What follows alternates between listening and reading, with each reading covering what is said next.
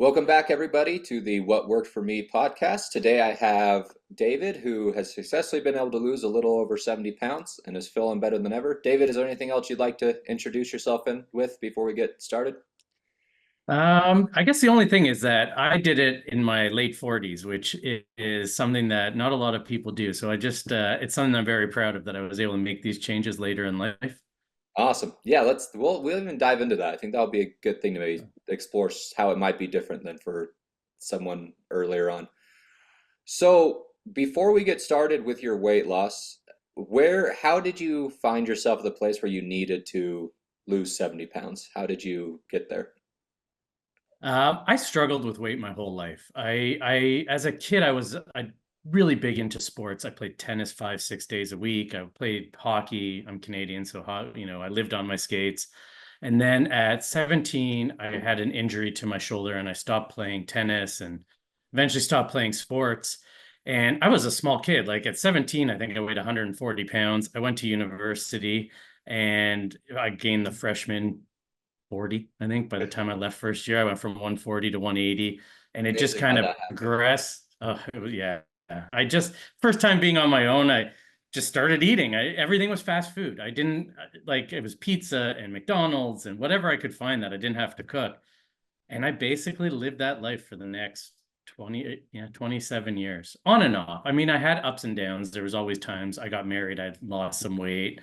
I would say I was your typical yo-yo dieter over the years, right? Lose 10, gain 20. But it really was just never learning how to eat properly, never learning how to take care of myself.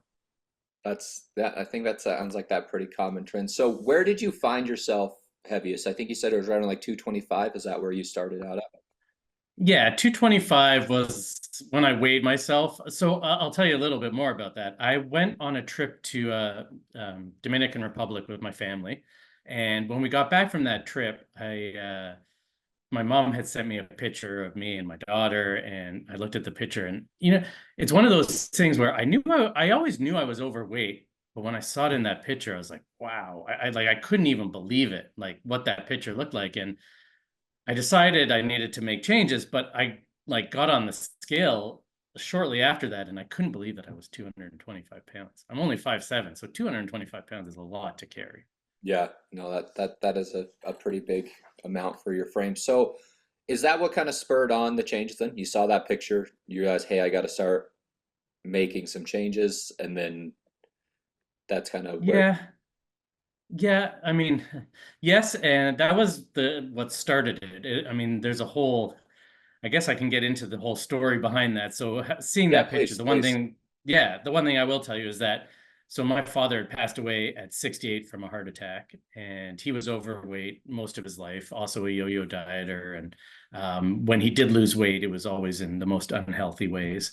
Um, and when I got back from that trip, I saw that picture, and my kids were young, and I started really thinking about my father, and I was 47 at the time, and my father passed away at 68. I was turning 48, and I started realizing that that's 20 years.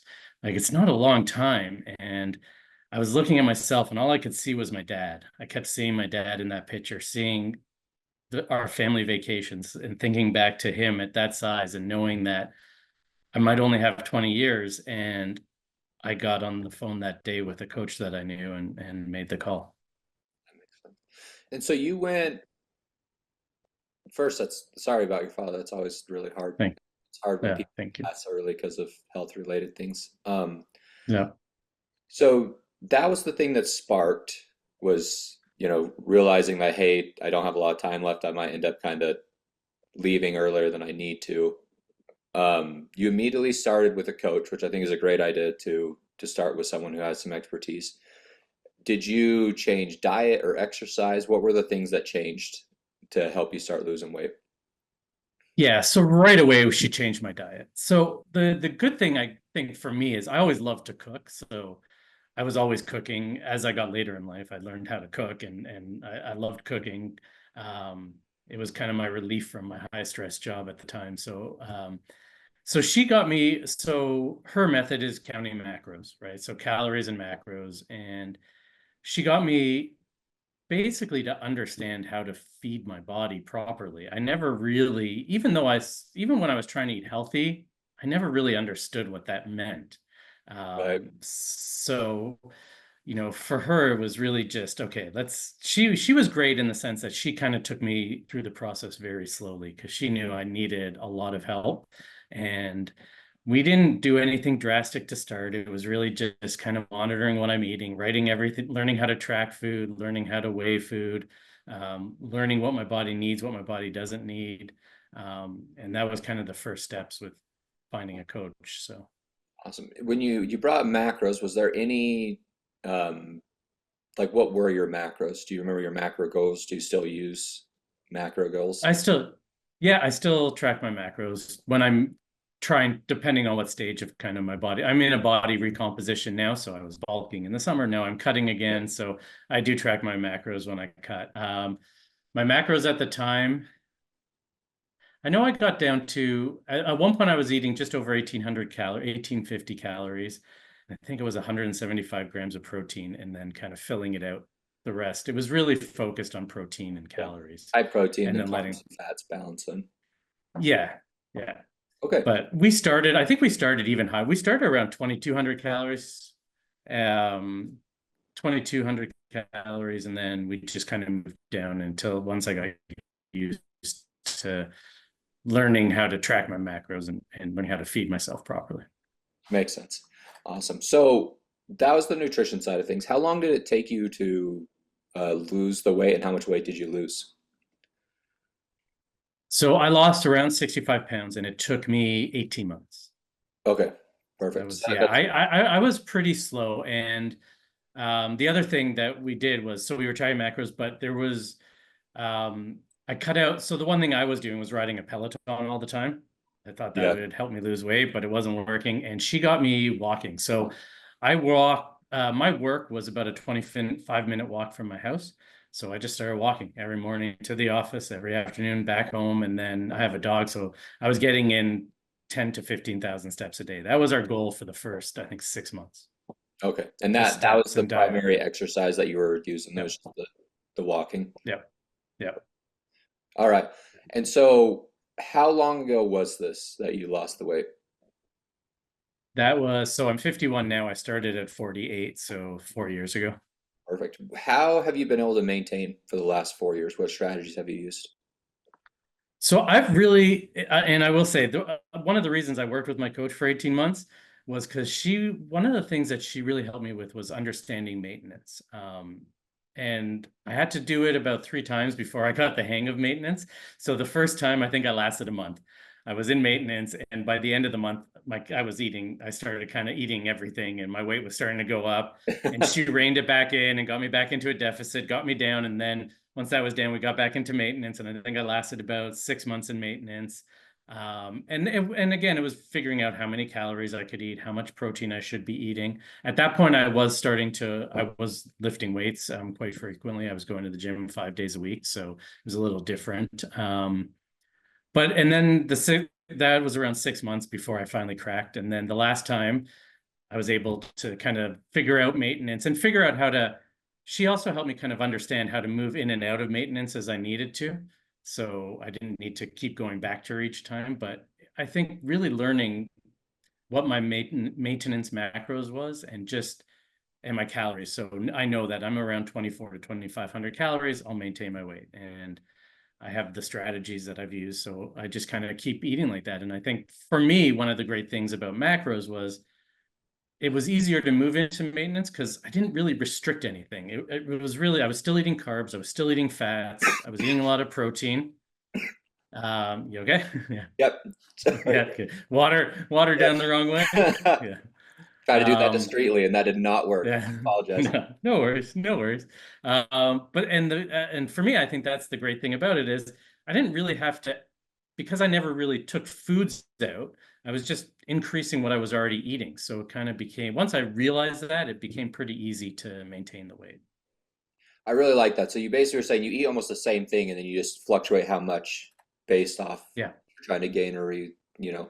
You talked about two things I wanted to highlight when you were doing body your maintenance. One, you brought up body recomposition, so I take it you're probably doing some type of like bulking cutting cycle. Usually that's what people do Yeah, when they do yeah. that. Um, let's explore that real quick. So what does that look like for you? Are you lift weights and you're trying to put on muscle, lose fat, basically, right? Yeah. So So what's your yeah. strategy for approaching that?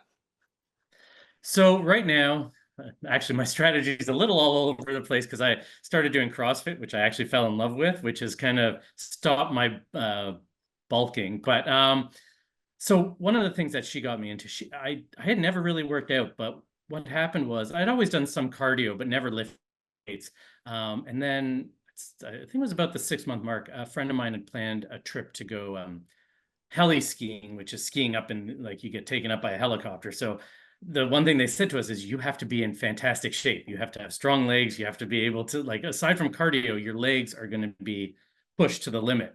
So I said to her, like, this is what they sent me. This is kind of their outline for a workout. Can you help me with that? And she said she's very big into lifting. So she was like, yeah, of course I can help you. So she planned out workouts for me, and I started in my basement right over there with the little weights I had, but I fell in love with it. I went from 3 days to 4 days to 5 days pretty quickly, and having never lifted before, I started gaining muscle pretty quickly because it was like I was so new to it. And then I quickly outgrew my little home gym, so I joined a gym and started going there 5 days a week. And again, because I was new and I was still in a deficit, and I was really starting to see changes. Like my body, I was like, all of a sudden I was like, wow, I got lats, I got biceps, like what, and it was crazy. And I just fell in love with that process. So once I lost the weight, our goal was more of as a body recomposition. So where I'm trying to build muscle and lose fat. And we really just kind of built cycles around that where I was going into a small cut here and there. I was in maintenance, and then I was in a little bulk. So I was eating more calories than my maintenance calories. So I was eating, 2,800 calories for a while, but lifting heavier at the gym. And then I would go into a cut to try and lose the fat from the bulk and to reveal more of the muscles. And were you So tracking body composition during this time? just not really, just by pictures, Okay, that's fine. Yeah, so one of the problems is I'm other than the fancier test, those like at my gym they have the in-body test, which I don't know if you know those, but Yeah, it's just yep. the electrical current.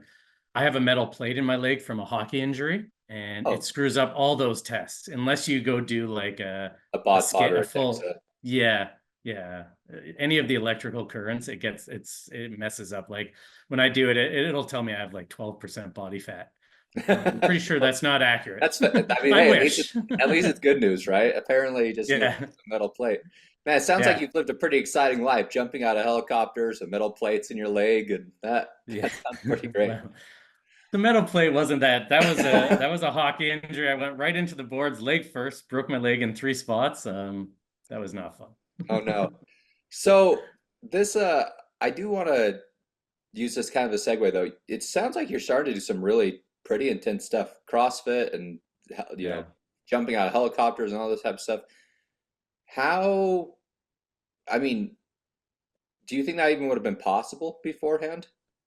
No, no. I actually was having a conversation with someone this morning, just a friend of mine. I was saying I am doing things at 51 that I never thought would be possible. Never. Like I went on so my friend who took me skiing on this heli skiing trip, he's an outdoors guy and he loves outdoor adventures, and I do things with him now that I never would do. So we went on a canoe trip, a backcountry canoe trip where we're carrying our canoe, we're carrying a pack. We did, I think, 26.2 kilometers of portaging, which is so I'm carrying a 50-pound backpack and a 45-pound canoe over my head.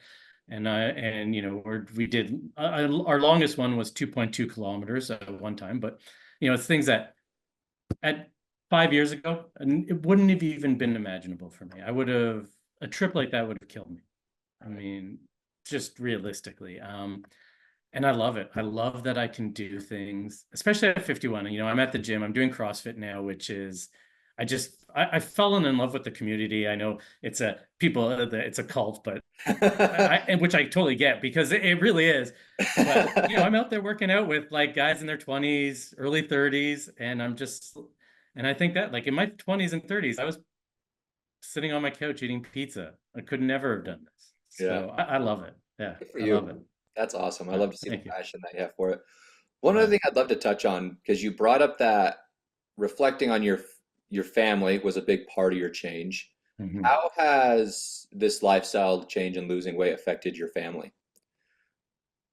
Yeah, one, you know what? So again, when I was in my unhealthy stage, most of our meals were unhealthy. Like we ordered in a ton. It was everybody, because again, I'm still the primary cook in the house. My wife isn't a big cooker, so I do most of the cooking. So when I was eating unhealthy, everybody was eating unhealthy. Once I started changing my diet around and eating unprocessed foods and eating, whole foods and more vegetables and more fruits, they're in the house. And I became a fan of, hey, this is what we're having for dinner.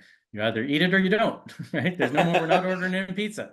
And my kids started eating healthier. Listen, we still eat pizza. I will say I'm a big fan of not cutting things out of my life. I never wanted to, have that life where I can't go out and have chicken wings or I can't go out and have a pizza. So I found a way to incorporate that, and I found a way for my family to also enjoy that, but still learning how to eat healthier and learning, my both of my daughters right now are in university, and they're calling me like, I need to learn how to cook this. I need to learn how to cook that. And it's great because they're not just relying on ordering in foods. They've actually have developed this taste for real food. So even though they're on their own, they're ordering in, or they're not ordering and they're making foods, which is something that I never did. I didn't cook in university. I think maybe more than once or twice.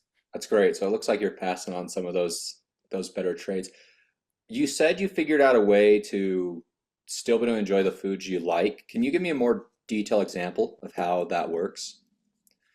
Yeah, for sure. So, and this did take a while. I will say this was a combination of mindset change and just going through the process so many times. But I was in my past life when I dieted and tried to lose weight, I would go out, and if I had a pizza, it could ruin a month of dieting because I would get that taste for that food. My wife jokes, she would say it was like you had never seen food before when in previous diets. Like because I was restricting so much. So I'd get there and I'd get this pizza and I'd eat it like without breathing, and then it would just spiral out of control. So one of the things I really worked on as I was um, doing this weight loss phase was learning how to make it a real lifestyle. I know they say that, right? It can't be a diet, it's got to be a lifestyle.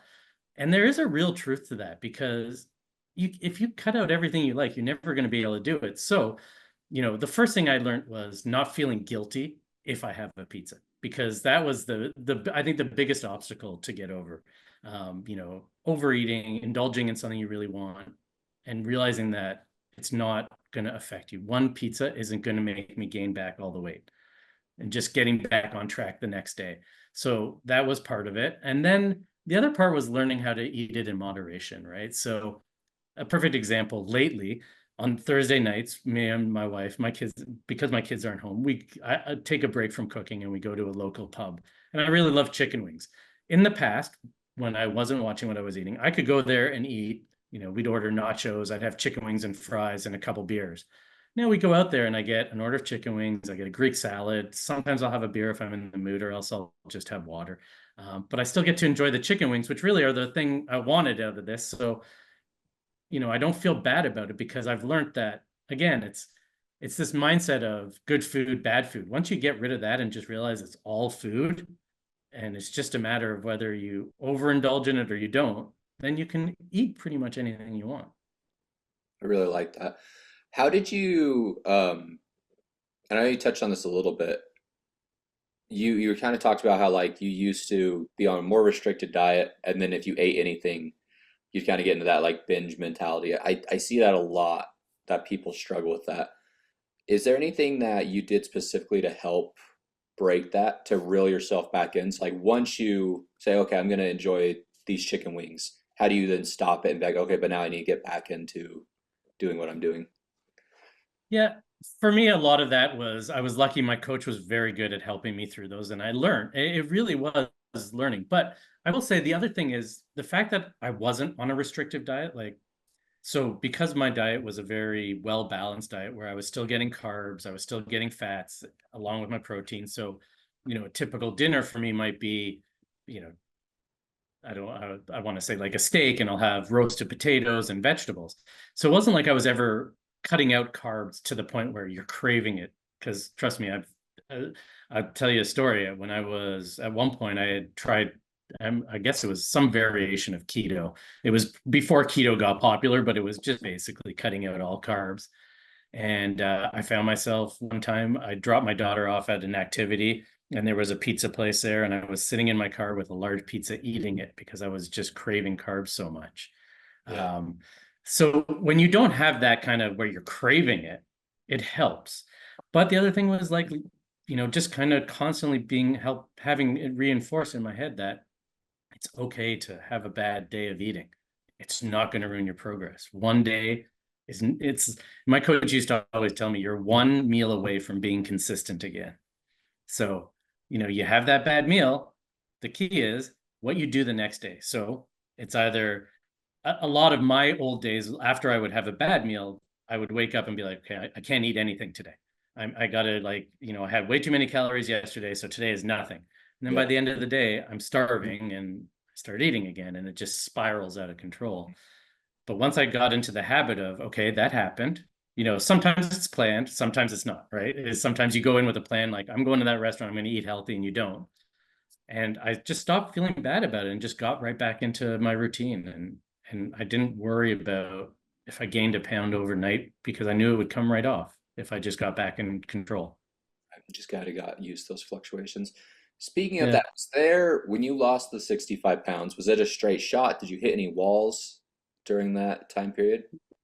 Yeah, it wasn't a straight shot, but I went into maintenance, as I was saying, I went into maintenance a couple times just to take diet breaks really and try and learn how to get into maintenance. So I would say it was kind of like the straight line and then a little plateau, then or it was kind of a little back up and then down. Yep. So those diet breaks actually, for me, I found were essential because it gets tiring being in a diet all the time Yeah. and tracking and because when you're counting macros, there's a lot of weighing food and tracking. And I needed that at least for the first little while, just because it really kept me in check because it was easy for me to overeat if I'm not paying attention. So those diet breaks helped me and I was fine. And I think the best thing about having a coach is that they really can help you through those moments, right? She was there when I was like, okay, scale's going up. Are we doing this right? She's like, yes, you're doing fine. Yeah. Just keep going, take a break, like we did, I think the first one was over Christmas, which was great because I was able to not think about it and not worry about it. And then kind of time them around different events that were going on. So it was great to have someone kind of lead me through that. And so were they set for a set time, or was it just kind of by feel eventually you knew you were getting back into it? The idea was it was going to be a set time, but we really kind of let it go with how I was doing and how I was feeling. Um, I think the first one was going to be a month. I the Yeah, I'm trying to remember. I think she was doing a week for every month I was in a diet. So I had been 4 months, and then we went into a 4 week Kind of, refeed, yep. a diet break. But it ended up lasting a bit longer just because I hadn't started gaining weight or I was doing pretty good. And then as I started losing control a bit, she's like, okay, time to rein it back in and Yeah. get back into the deficit. That seems Yeah. seems like a very common thing. So Yeah. during this time, looking back at your weight loss, what do you think were some of your biggest mistakes?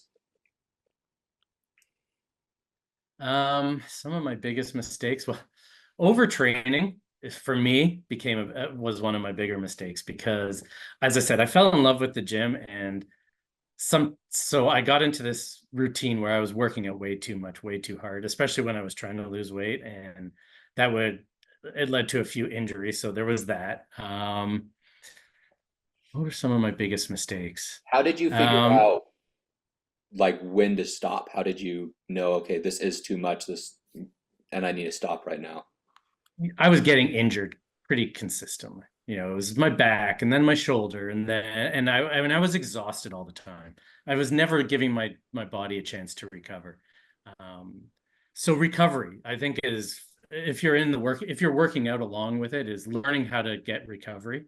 Um, the other thing would be sleep. So one of my bigger mistakes was not changing my sleep routine earlier. Uh, and it wasn't so much in the weight loss phase, because I found that weight loss phase was, I think, because I was so heavy and I was making such drastic changes, it was pretty easy at the beginning. So when I got down, but then as I started to really just want to be in maintenance, not sleeping enough, staying up way too late, just led to bad things, right? Like I now say nothing good in my life happens after 9:30 p.m. So I get into bed at 9:30 p.m. and shut things off. What other things is trying not cutting out alcohol as soon as I did. And at the early phases, I didn't want to give up alcohol, because I realize now that I was leaning on alcohol because of I was in a high stress job. I was, family busy, and I was leaning on alcohol in the evenings, especially to just kind of, help, Yeah. right? To make, de-stress, right? It was like, let's cook, I'm cooking healthy food. Let's open a bottle of wine. Um, so that took me a while to kind of accept that alcohol also just, it does nothing for you. And I still drink, but now I drink when I'm, when there's a reason to drink, not as an every night thing. Like if it's a birthday or we're going out for a nice dinner, I try and limit it no more than once a week. And usually it's once or twice a month. That makes sense. So you brought up something with the alcohol that you were using it more as like a shield from stress and those type of Okay. things. How did you separate the stress away from it and then I'm sure you had to replace it with something to help balance that stress. How did you go through that process that actually let you get rid of it? Yeah, and that's where the gym came in a lot, where working out. Yeah, I know it's like you replace one with the other. So I started really leaning on the gym as my stress relief. And then I actually started following, and this isn't my coach, this was someone else. It was a friend of hers who does other type of coaching. It got me into more of mindfulness and mindful practices before bed.